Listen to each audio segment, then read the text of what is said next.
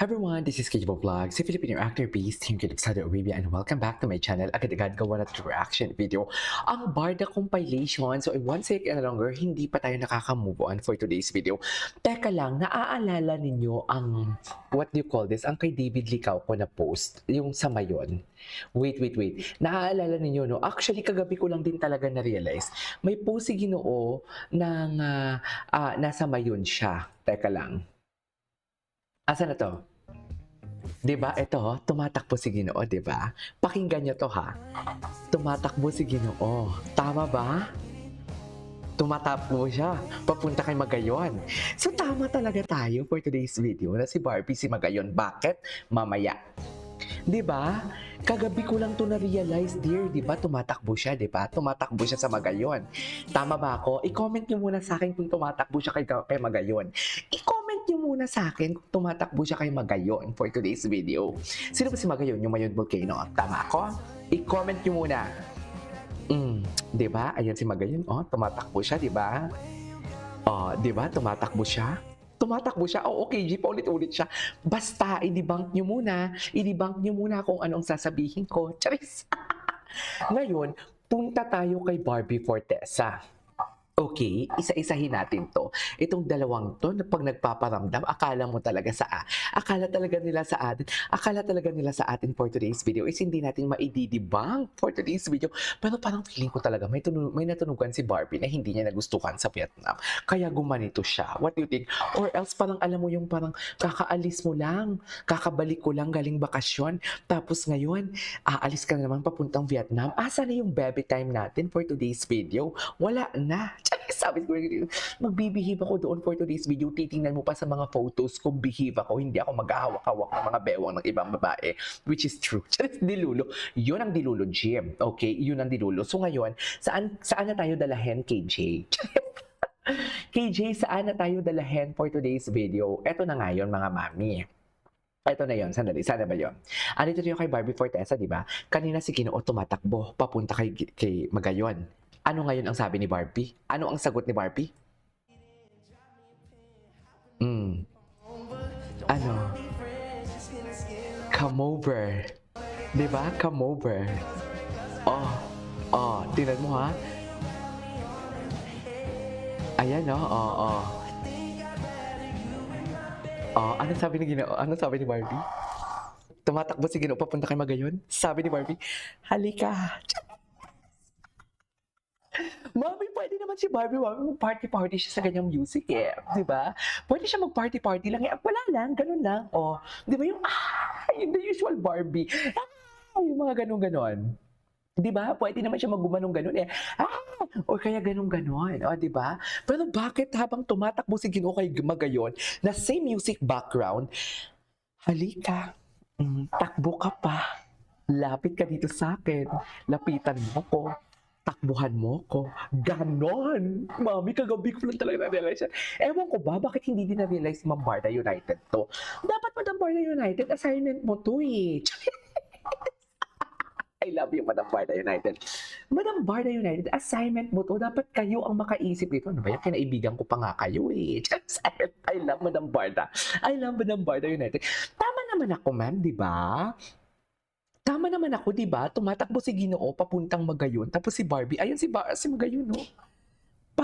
Ang malala pa nito ha, eto ha, ang malala talaga nito, bukod sa pareha sila ng background music, is the gesture itself. Si Ginoo tumatakbo papuntang Mayon Volcano or towards sa direction na papunta kay Mayon Volcano. Tapos naman si Barbie, steady lang siya, halika dito. Tama ba ako? Eh di ba usually si Barbie naman pag nagti-TikTok, yung mga ganon, di ba? Usually, yung mga baliw-baliwan siya for today's video. Pero this time kasi iba eh. Halika dito. Charis! Inaakit niya. Tinatawag niya papalapit for today's video. Kasi naman, bakit naman kasi nag-Vietnam? Baby time na nga dapat eh. Di ba? Baby time na nga dapat eh. Nag-Vietnam ka pa tuloy. Ayan tuloy. Oh, nalaseng. Charis! Hindi naman nalasing si Barbie. Alam niya, for sure naman, alam niya yung ginagawa niya, no? And she posted that video, hindi real time. 'Di ba? Hindi real time. Parang kinaumagahan pa ata or what, pero sa Facebook nga pinost niya pa, kaka-post niya pa lang nun sa Facebook, 'di ba? Kaka-post niya pa lang yun sa Facebook. So basically, this is aware siya na ipo-post niya, aware siya na na-post niya, aware siya kung anong ano niya, ano ang galaw niya. Tapos ito naman yung mga virgin nating mga kababayan for today's video na akala mo talaga taga first world country sila. Kung makasabi na paniwala si Barbie, hoy! Ay naku, ayoko na magsalita pero ito na lang, last na lang 'to. Akala niyo naman hindi niyo nilalaro ang mga hiwa niyo sa katawan for today's video? Just, 'di ba? Anong masama sa nagpa-party? Alam niyo yung mga ganyang mentality, tama nga 'no? No offense sa mga matatanda, okay?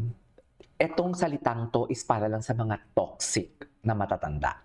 Dapat talaga hiwalay ang TikTok, ang social media ng mga toxic na matatanda. Kasi marami namang mga seniors na mga or mga baby boomers, should I say? Just, marami naman mga baby boomers na very responsible pagdating sa social media, or they know how to filter.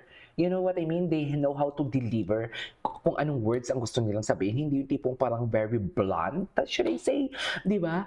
Pero yeah, dapat talaga sa mga toxic na yun, hiwalay eh. Tapos sila ang mag-away-away doon. Tama ba yun? Wait lang, i-check ko muna si Jim Barda kung meron siyang bagong update. Ay, wala siyang bagong update. Bakit? Diyos ko, Jim. Yan ba yung nagbabalita? Pati sports bra? Pati sports bra talaga, ibabalita mo for today's video. Ba't hindi ka na mag-bra? Dear, nanggagalaiti siya ngayon kasi si Barbie at si David na pa talaga mismo ang gumagalaw ng baso. Hindi mo kaya. Actually, hindi na nga natin, hindi nyo na kami kailangan eh, di ba?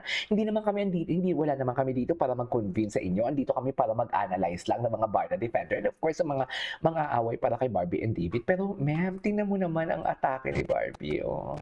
Halika dito. Hinahatak ni hinahatak ni Barbie si Ginoo, umuwi ka na. Charot!